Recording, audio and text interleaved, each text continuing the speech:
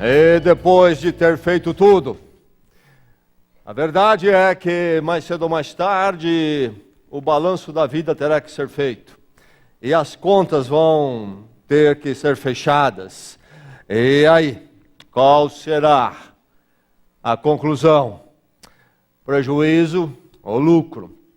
E depois de ter feito tudo, pergunta necessária para a verdadeira vida.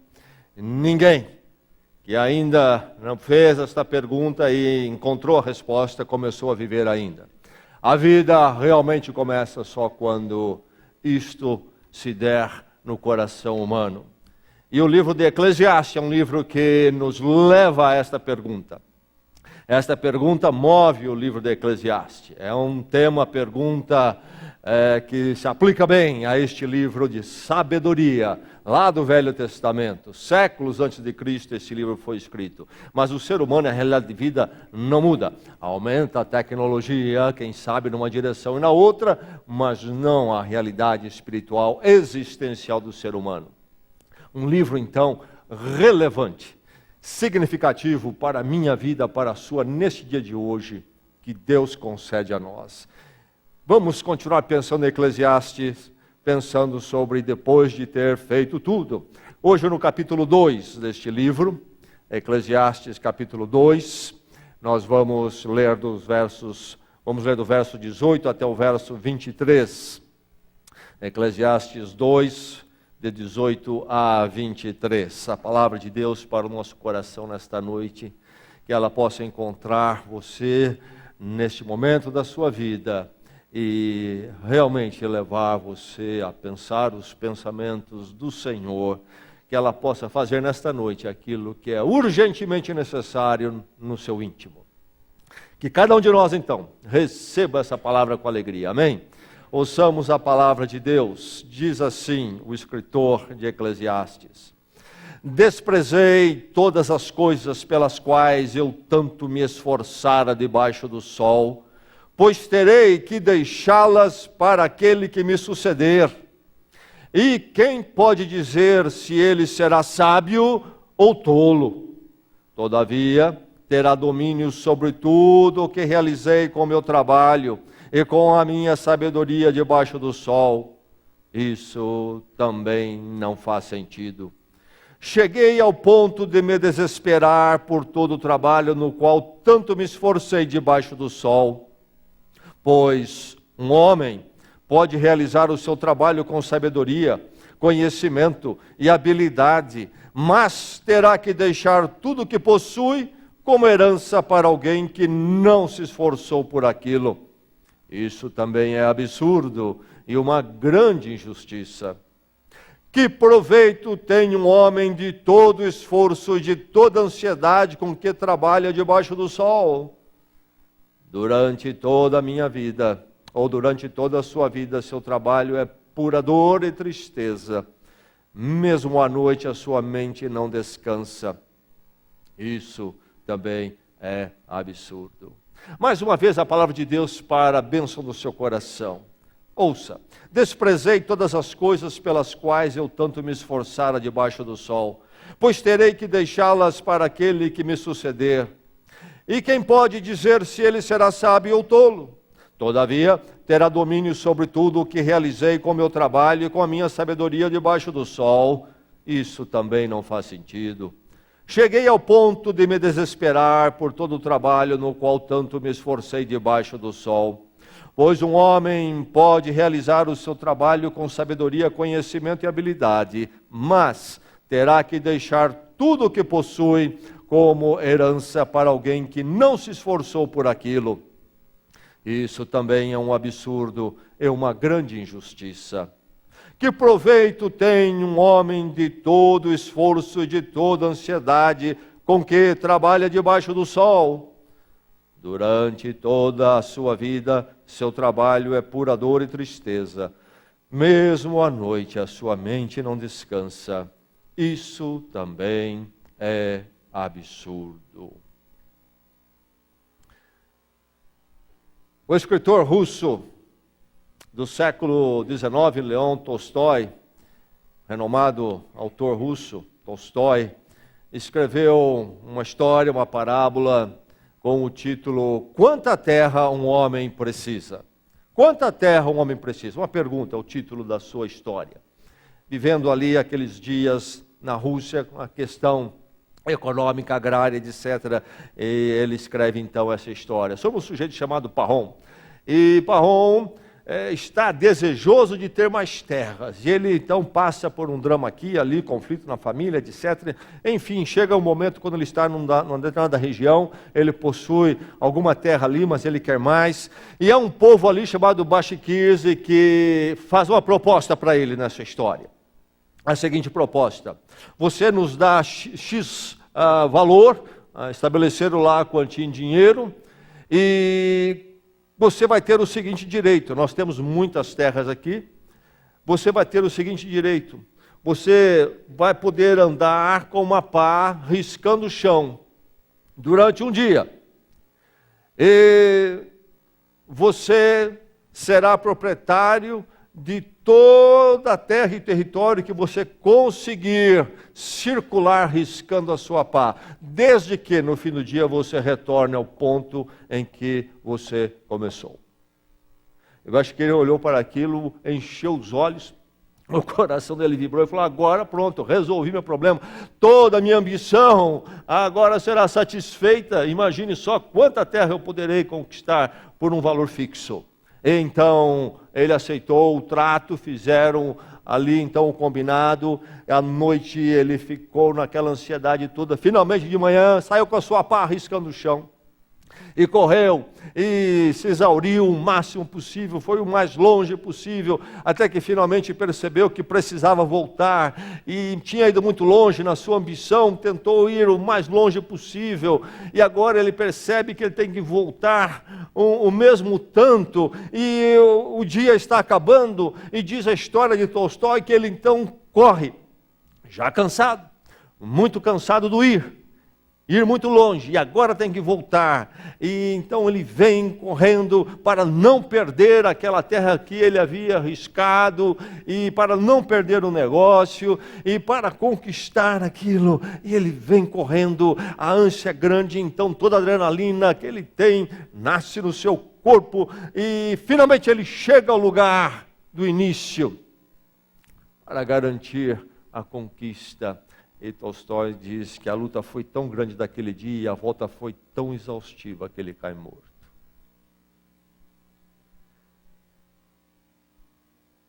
É sobre isto que o autor de Eclesiastes está nos falando aqui.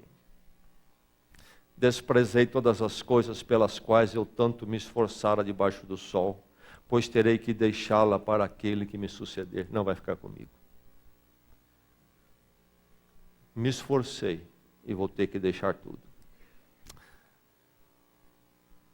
O autor está falando do trabalho, do afazer a vida, que é comum a todos nós e é necessária às nossas vidas. Todos nós precisamos trabalhar. Mas o autor também fala sobre as conquistas, o sucesso que nós queremos alcançar com o trabalho, e em alguma medida, creio que todos nós acabamos conquistando, talvez pelo menos uma casa própria no final das contas. Mas e aí? E aí? O trabalho é importante para a vida do ser humano, é necessário? Sim, sim. A ética cristã é a ética do trabalho.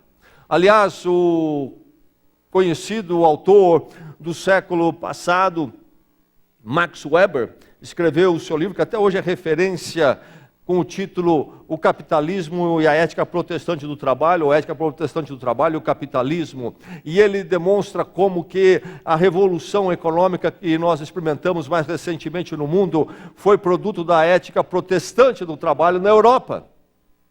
Não falando do capitalismo no sentido do capitalismo selvagem, do monopólio, etc., da exploração, mas como o indivíduo cidadão partiu para realizar o melhor do seu trabalho e se dedicar e a ter, a partir de uma ética cristã, uma influência das Escrituras.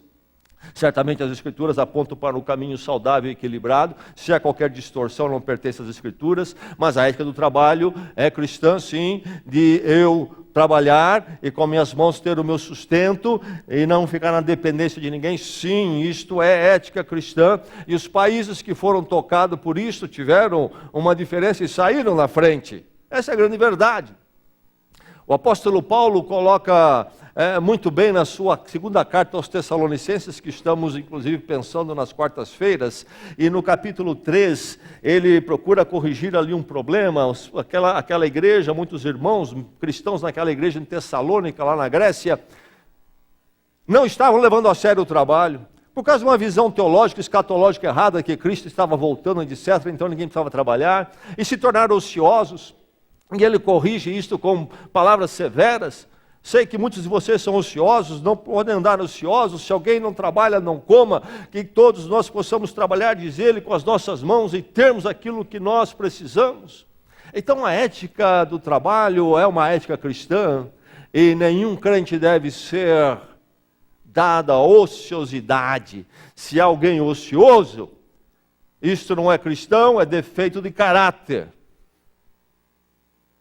Se alguém é ocioso, isso é defeito de caráter.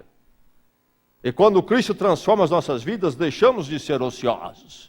E choramingando, ao invés de irmos à luta e trabalhar e fazermos o melhor com as oportunidades, etc, etc. Então a ética do trabalho é uma ética cristã e faz parte da vida cristã. Mas há também aquilo que se pensa que é cristão e não é, e que eu quero chamar de trabalhismo. Não falando sobre propostas políticas partidárias, que muitas vezes usam esse nome, ou esse título, essa palavra. Trabalhismo aqui, no sentido em que se usa sempre para se designar um sistema de vida. Toda vez que você encontra um termo que termina por ismo, está apontando para uma proposta de vida, de existência, onde então o prefixo é o sumo bem daquela proposta. É o sumo bem daquela proposta.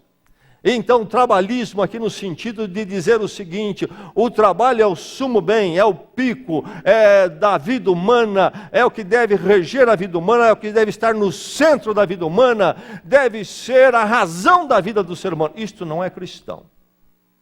E o texto vai nos revelar como esta proposta é fútil e não serve realmente para a vida. E que o caminho cristão é diferente. A proposta das Escrituras Sagradas, a partir de Jesus Cristo, tem um outro ensinamento para a minha vida e para a sua vida. O trabalhismo, então, nesse sentido de trabalho como o centro da vida, realmente o meu ídolo, o meu Deus, a razão da minha existir, não é cristão. Há muita gente vivendo pelo trabalhismo, que não é ocioso. Muita gente ocupadíssima. Ele diz: é preciso trabalhar, eu ensino meu filho a trabalhar, trabalhar. Trabalho de sol a sol. E alguns até contam como bravata isto. Sempre trabalhei na minha vida. Trabalhismo. O trabalho é o Deus, é o centro da vida. E o texto nos diz como isto também é fadado ao nada. Então, como é que vamos levar a vida? Como devemos viver? Porque quando nós olhamos esse texto deste autor, quem é este autor? Há um debate entre os eruditos. Grande possibilidade de ter sido Salomão, o grande rei de Israel, no século 9 a.C. Rei de um sucesso total no seu governo. Grande desenvolvimento econômico. Mas também um homem de grande reflexão e conhecimento, um sábio. Se não foi Salomão que escreveu este livro, um tipo como ele, ou a própria pessoa dele, se encaixa muito bem na figura deste autor aqui. Alguém sábio, alguém de uma reflexão profunda, e alguém de uma vida intensa e de grandes conquistas. Alguém que chega ao fim da sua vida nestes caminhos. Alguém que pode falar o que ele fala neste livro. Tem propriedade, cabedal para dizer e escrever o que ele escreve. Vale a pena ouvir. Vale a pena ouvir. Ouvir inclusive o que nós vimos aqui nesta noite. E aqui nós ouvimos o que? Tanta conquista para acabar desapontado. É isto que o texto diz. Tanta conquista para acabar desapontado. Você está conquistando, você jovem, talvez pensando na faculdade, talvez já na faculdade, talvez não vendo a profissão, quero conquistar isto, aquilo. Você que já saiu para a vida profissional e então diz, estou conquistando isto, aquilo, sonho com isso, sonho com aquilo. Quem sabe vai conseguir. Você que já rodou um pouquinho mais, conseguiu, então você pensa, olha, que bom, já consegui isto e aquilo. Mas Salomão, o autor deste livro, chega aos seus dias finais, quando ele escreve este livro, depois de conseguir muita sabedoria, conhecimento, inclusive informação geral, conhecimento geral do mundo. E diz ele escreve nesse livro, nós já lemos as outras semanas no início, depois de ele ter conquistado tanto materialmente, e vivido todos os prazeres da vida, ele tinha condições de fazer isto, ele escreve aqui, tanta conquista para acabar desapontado. É melhor ouvir aqueles que já foram mais longe. É melhor aprender com aqueles que já aprenderam as lições. E aqui a palavra de Deus vem ao seu coração nesta noite, apontando esta problemática e precisamos atentar para ela. Tanta conquista para acabar desapontado. Que ninguém aqui nesta noite venha experimentar uma vida que no final das contas você vai dizer isto, olha, foi tanta conquista para acabar desapontado. Que Deus o livre disto. Tanta conquista para acabar desapontado. Por quê? Como? Porque a posse acaba sendo transferida. Grande verdade que nós sabemos, mas não atentamos com cuidado para este ângulo. E o autor chega àquela hora da vida, quando ele precisa olhar isso se torna muito vívido. Tanta conquista para acabar desapontado, porque a posse acaba sendo transferida, gostemos ou não. Tantos homens são controladores, isso é muito comum aos homens, algumas mulheres também. Especialmente quando se consegue ir um pouco mais longe na vida, se torna mais controlador ainda. Como eu já conheci pessoas assim, você deve conhecer também. Talvez na sua família alguém assim. E pessoas que às vezes conseguem uma posse maior e acham que com o dinheiro que tem podem controlar todo mundo. E acham que podem controlar inclusive os destinos da vida. Eu tenho um amigo que ele tinha dificuldade de não sentir que ele estava no controle das coisas. E isso era tão forte nele, que, por exemplo, ele tinha dificuldade de viajar de avião. Porque é o tipo da viagem, de meio de transporte, onde você fica realmente entregue. Você não vê nem o piloto. Você não tem nenhum para-brisa através do qual você vê para onde está indo. Você olha para lá das janelas e não vê nada. Ele preferia dirigir milhares de quilômetros, porque ele sentia-se no controle. Como nós gostamos disto. Que ilusão. A posse acaba sendo transferida. Conheci um homem que queria controlar as coisas que ele tinha, mesmo depois que ele morresse, trabalhando no testamento e no testamento, como se ele fosse ter esse controle. Salomão chega à verdade, o autor chega a esta verdade, a posse acaba sendo transferida, não tem jeito, não tem jeito. Ele escreve então, desprezei todas as coisas pelas quais trabalhei, pois terei que deixá-las para quem me suceder. Saiu, fez e conquistou. Duas inconformações marcam aqui a postura dele neste pensamento. Primeiro, que o direito de posse é passageiro. Nós pensamos, eu tenho a escritura, é meu, é meu. Não é. Não é. É passageiro, o direito é transitório. A posse tem limite. Ela vai expirar, gostemos ou não. Esta casa, esse terreno, esse carro é seu, é muito seu, está no seu nome, o documento vai, seu nome vai sair desse documento. O direito de posse é passageiro. Primeira inconformação dele. A segunda, a transferência é mandatória.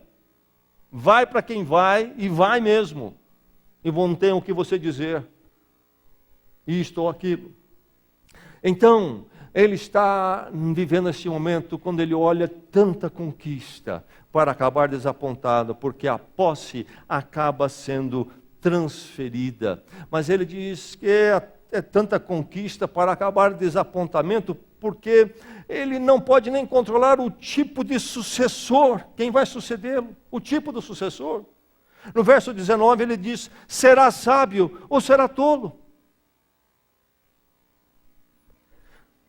Seja quem for, sábio ou tolo. Continua ele no verso 19 dizendo que terá domínio sobre tudo o que eu realizei. E aí ele diz: isso não faz sentido. Isto não faz sentido.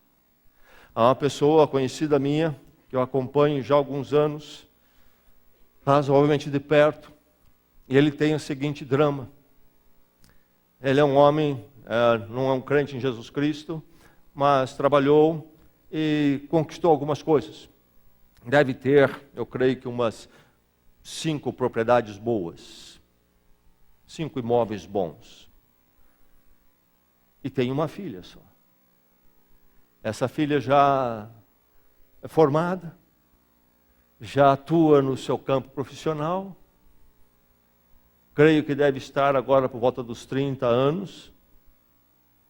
Mas eu quero, pelo meu cálculo, diria, há mais ou menos uns 6 anos atrás, ela começou a namorar um rapaz. O pai conheceu o rapaz, observou, daqui um pouco entendeu que esse rapaz não era o rapaz para ser o marido da filha dele. O namoro continuou, eles têm uma convivência boa, mas não há aprovação. Ela veio com a conversa de casamento. E o pai disse: não, aquele relacionamento, filha única, o pai disse: não aprova o casamento.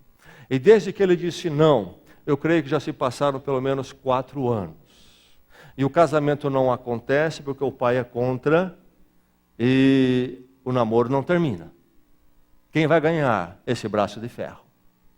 Por que que ele é contra o casamento? Ele entende que o rapaz não é um rapaz de uma boa ética do trabalho. Ele acha que, inclusive, ele está procurando um lugar fácil para a vida, como um casamento que tem alguns recursos. E, enfim, talvez um pouco aproveitador. Então, por esta razão, não aprova o casamento. Por quê? Por quê? Porque ele não quer que aquilo, tudo que ele conquistou, vá parar na mão desse rapaz. E o namoro continua. Quem vai ganhar essa parada? O meu amigo vai perder. O meu amigo vai perder. Mais cedo ou mais tarde, ele não terá mais esse controle. E é bem possível que esse namorado será o marido e será o herdeiro do que ele tem, goste ele ou não.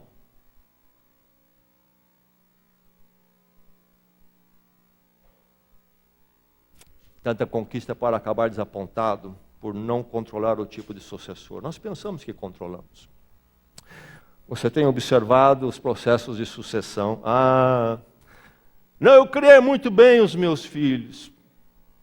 Talvez, nós não sabemos o futuro dos filhos. E depois que nós formos, e depois no meio entra uma nora, entra um genro que não tem nada a ver com a sua criação. Enfim, tanta conquista para acabar desapontado. Será que vai ser sábio? Será que vai ser tolo? Vai pegar tudo que eu fiz, seja quem for esse camarada, homem ou mulher, vai levar. Tanta conquista para acabar desapontado por ter que entregar a quem nada fez. Em herança geralmente é assim, não é? A sucessão dos bens é geralmente assim. Acaba recebendo, em geral, quem nada fez pelo que está recebendo, ou se fez, fez pouco. Porque está recebendo de quem realmente fez tudo. Verso 21 diz: deixar tudo como herança para alguém que não se esforçou por aquilo. E aí ele pondera, sabe, isso é um absurdo na vida, isso é uma injustiça. E se nós pensarmos bem, no sentido da responsabilidade, sim. Podemos falar do direito de herdar, como algo correto? Sim, é correto. Mas, pense bem, esta lei da vida, de pessoas receberem aquilo pelo qual não trabalharam, não produziram realmente, isto chega a ser uma injustiça, porque eu precisei trabalhar, e quem vai suceder não vai precisar trabalhar por aquilo que vai receber. Então ele vê esta questão da vida onde as coisas não se encaixam como deveriam se encaixar, e isto simplesmente adiciona ao desapontamento dele com a vida, a lei da vida. Não é que ele está aqui amargurado com os seus filhos, com o fato dos seus filhos ficarem com as coisas, não é este o ponto. Ele está falando da vida, analisando a vida assim, essa sucessão, esse seguir de fatos no qual nós estamos envolvidos e ao qual nós somos levados, gostemos ou não, essa sequência de coisas que chega ao ponto de não fazer sentido e ser até injusto. Eu não recebi tudo pronto, sem fazer nada. Eu precisei lutar. E agora tem aqueles que recebem tudo pronto, sem nunca terem feito aquilo que tinham que fazer. Tanta conquista para acabar desapontado, por ter que entregar a quem nada fez. Tanta conquista para acabar desapontado, em agonia, pelo esforço que será perdido. Quando ele olha que toda a conquista vai ser transferida, ele vai perder tudo. Ele tem uma agonia. Todo o meu esforço será perdido. Diz ele no verso 20, cheguei ao ponto de me desesperar. Cheguei ao ponto de me desesperar. Tudo vai ser perdido, tudo vai ser passado, para alguém que eu não escolhi. Não sei se será sábio ou tolo. Meu sogro falecido recentemente foi advogado, trabalhou por muitos anos nas questões do direito de família, sucessão, etc., lá nos Estados Unidos. Inclusive a lei lá sobre herança é diferente da nossa, que falece o marido, então a lei já estabelece que a viúva fica com 50%, 50% já precisa entrar em inventário e ir para os herdeiros dos filhos. Nos Estados Unidos não é assim. O marido, por exemplo, faleceu, não tem nada de 50% para os filhos, é 100% da viúva. Os herdeiros esperem a mãe morrer, se quiser alguma coisa. Meu sogro trabalhou nisto. E ele falava dos dramas familiares. E ele depois ele precisou deixar a prática do direito devido a planos de saúde, foi para um outro campo de atuação, também teve sucesso no outro campo. Mas ele falava muito comigo sobre o que acontecia, como era horrível quando entrava a questão do inventário. Em geral, horrível.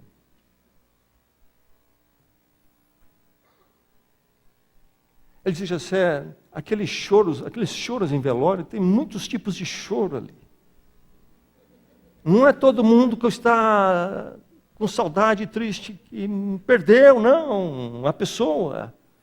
Ali é todo tipo de coisa. Me lembro que eu trabalhava com uma pessoa, uma jovem senhora, e um dia ela chegou chorosa de manhã no trabalho. Eu me lembro que eu trabalhava lá na cidade de Houston, no Texas.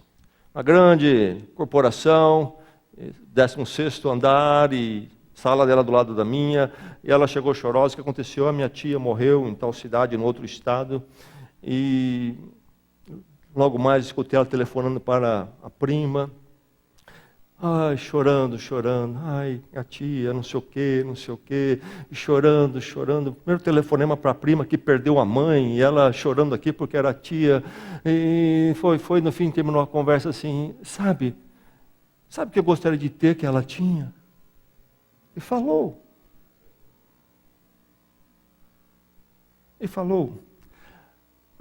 os choros, e o que vem depois. E meu sogro me alertou para o seguinte, Jessé, uma fortuna em geral fica na família no máximo 3 gerações.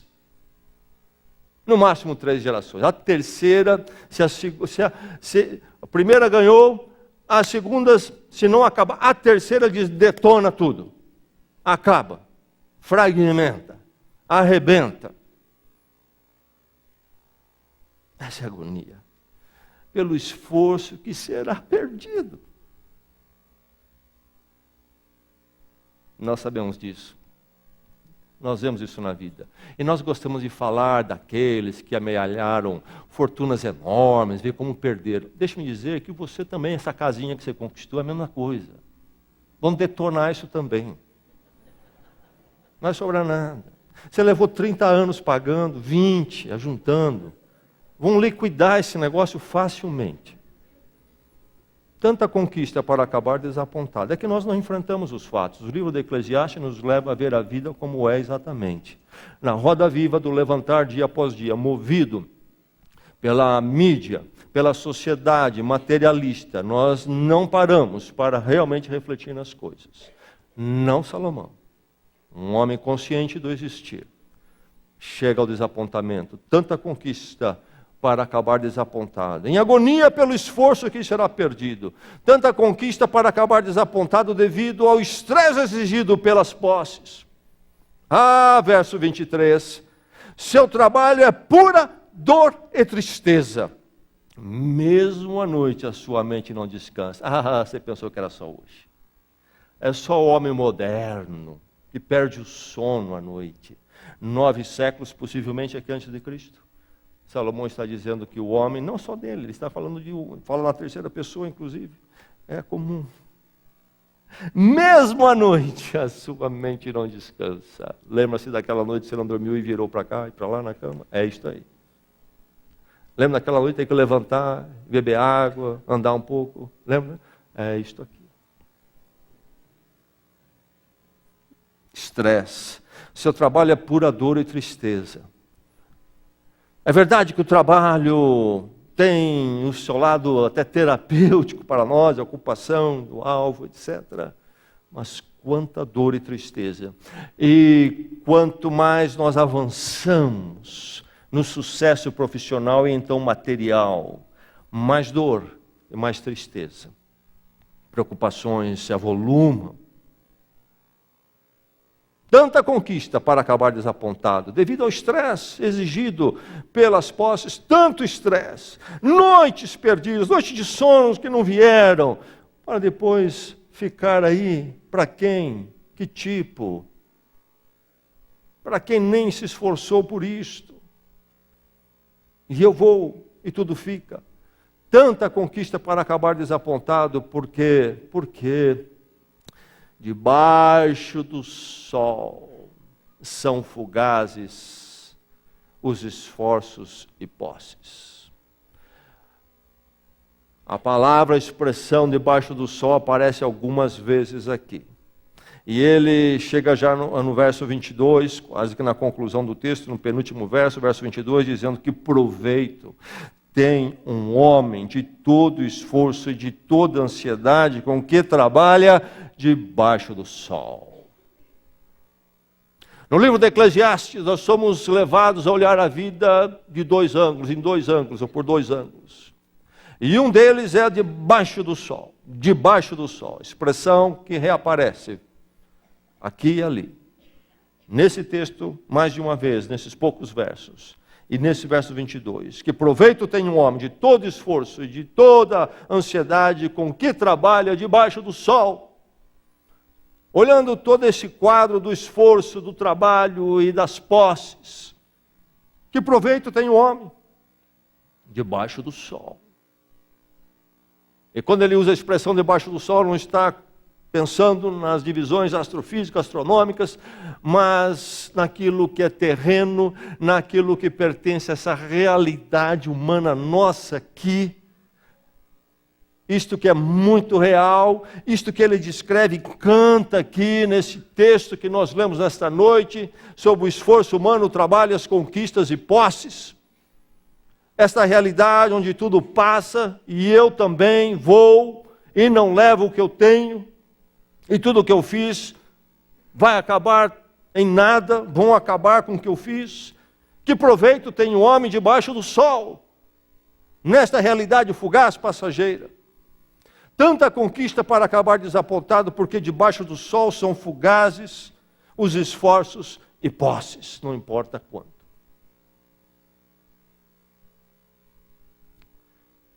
Na história de Leão Tolstói que eu contei no começo sobre Parrom, é interessante que quando ele diz a história, quando ele volta e cai morto, então o povo que havia feito a proposta para ele, dá para ele um buraco de 2 metros de comprimento para ser enterrado.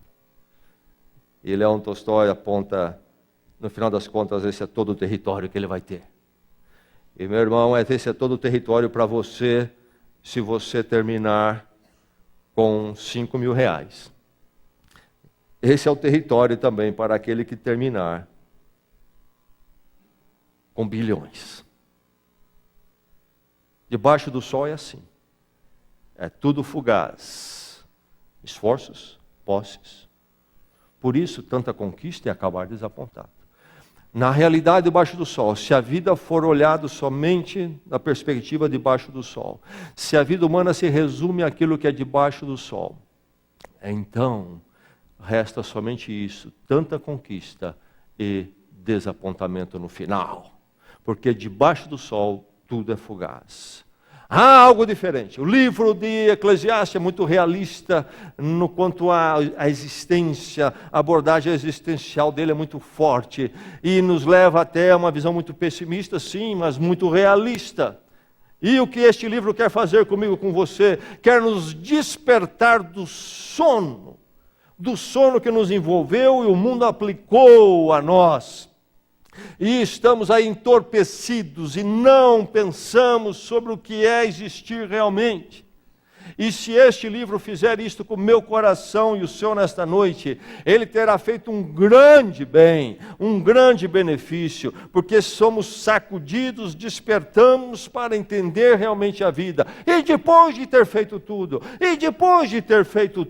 enfrentarmos essa pergunta de frente e então buscarmos, corrermos ansiosamente, desejosamente, alegremente a resposta.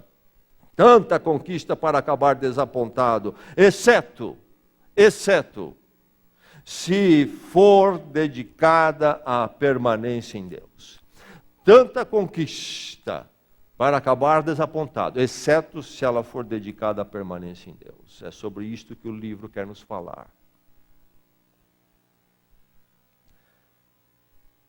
Se o meu afazer, se o meu existir neste mundo não for dedicado à permanência única que existe, que é aquela que está em Deus, então realmente só sobra desapontamento. E depois de ter feito tudo, nada. E se é nada, o que podemos ter, experimentar, viver e pensar a não ser o desapontamento? Desapontamentos que vêm a não ser que o nosso afazer, o nosso conquistar, for tudo dedicado à permanência em Deus. E quando eu digo dedicado à permanência em Deus, a palavra de Deus nos chama para isso, é preciso prestar muita atenção.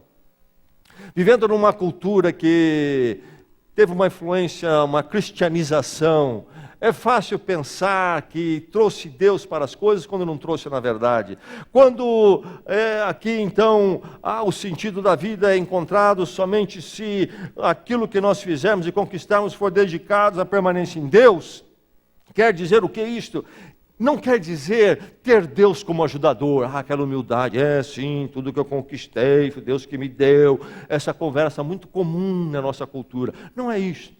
É muito mais do que isso. É verdade que temos que reconhecer nossa dependência de Deus, etc. Também não é ter Deus como aquele que é o meu amuleto do sucesso. Eu conquistei porque Deus me deu. Deus, eu vou buscar Deus enquanto eu trabalho, para que então dê tudo certo. Também não é isto. O que é dedicar a permanência em Deus? Também não é ter a referência ética de Deus. Eu trabalho muito e faço tudo correto, porque Deus quer assim. É claro que isso deve acontecer, e num cristão espera-se que seja assim, mas é muito mais do que isto. Isto não é dedicar a permanência em Deus. O apóstolo Paulo nos ajuda muito quando ele diz, lá na sua primeira carta aos Coríntios, no capítulo 10, verso 31, ele diz: tudo quanto vocês fizerem, ele fala até do comer e do beber, façam para a glória de Deus. Isto é dedicar a permanência em Deus. O que eu sou, o que eu faço, o que eu conquistar, não é um fim, nada é um fim em si mesmo. É tudo para a glória transcendente, eterna, permanente de Deus. Permanente de Deus. Somente aí, então, não acabaremos no desapontamento das conquistas. As coisas que eu faço no tempo, debaixo do sol, nessa realidade tão transiente, eu faço sempre para glorificar a Deus. E fazendo para a glória de Deus, e vivendo para a glória de Deus, muito além do simplesmente desfrutar, eu ter isso ou aquilo, porque então aí sim vou viver aquela vidona. Ou talvez até o pior ainda, não vou ter melhor do que os outros têm. Mas quando eu puder sair e fazer, Deus me permitir, e eu, se Deus permitir, puder conquistar isto ou aquilo, vou desfrutar, vou administrar bem, sim, mas isso tudo não é o fim. Isto tudo é apenas meios. O que eu vou fazer, a forma que eu vou desfrutar das coisas, será sempre no meu a fazer, no desfrutar, de uma forma que glorifique a Deus. E depois que as coisas todas passarem, aquilo que foi feito para a glória dele, o ato de glorificá-lo, permanece para sempre. E lá na eternidade, o que vai acontecer será apenas uma continuidade do que eu já vivi aqui. Porque lá ainda estarei vivendo para a glória de Deus que nunca passará. Tanta conquista para acabar desapontado. Mas não precisa ser assim. Não será assim. Se for tudo dedicado para a glória de Deus. O meu levantar cada manhã, cada conquista, cada desafio, para a glória de Deus. O que eu tenho, o que eu sou, tudo é para a glória de Deus, é para glorificá-lo neste mundo. Esta é a razão primeira da minha vida, do meu fazer, conquistar e ter. Para a glória de Deus. Mas como? Debaixo do sol estou eu, nesta realidade finita. Deus é transcendente, está além do sol, ele não está debaixo do sol.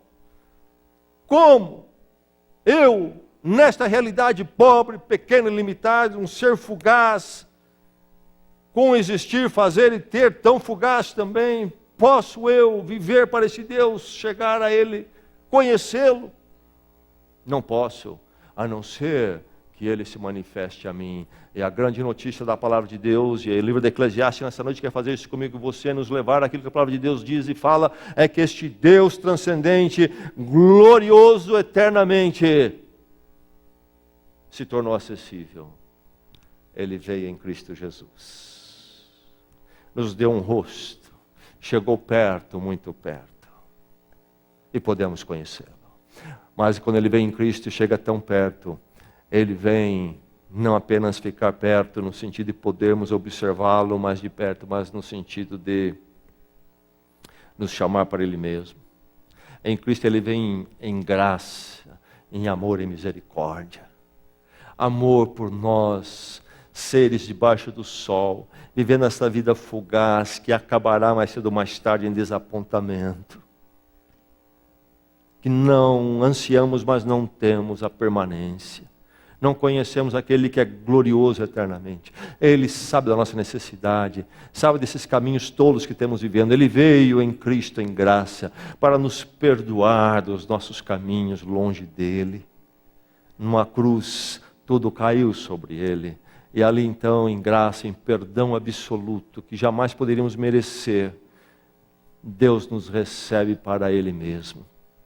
E em Cristo então, encontro o perdão, a vida com Deus, que o Evangelho de João chama de vida eterna. Encontro com Deus agora, a vida eterna, esta vida agora para todo sempre, porque eu vivo para a glória de Deus. O Deus que veio trazer sentido à minha vida, dando uma razão que jamais passará. Seja com quem ficar o que eu conseguir e vier a ter. Não me importa. O que importa é que quando foi meu, vivi para a glória de Deus. E para a glória dele eu parto deste mundo para continuar vivendo para a glória dele eternamente. E ninguém vai me tirar isto, não vai para sucessor nenhum. Sou do Senhor. Vivo para ele, agora e eternamente. Porque ele me amou em Cristo, me perdoou, me recebeu, deu-me significado e propósito para acordar cada manhã. Vale a pena existir, vale a pena trabalhar, fazer o melhor do dia que Deus nos dá, porque em cada dia que Ele nos dá e naquilo que nós podemos fazer, está a presença dEle, é para a glória dEle diante do mundo. E este caminhar com Ele, este projeto com Ele, nada irá tirar da minha vida. Vale a pena levantar amanhã cedo. Graças a Deus pelo amor dEle em Cristo Jesus. Vamos orar, vamos à presença do Senhor, onde você está, o seu caminho, a sua vida.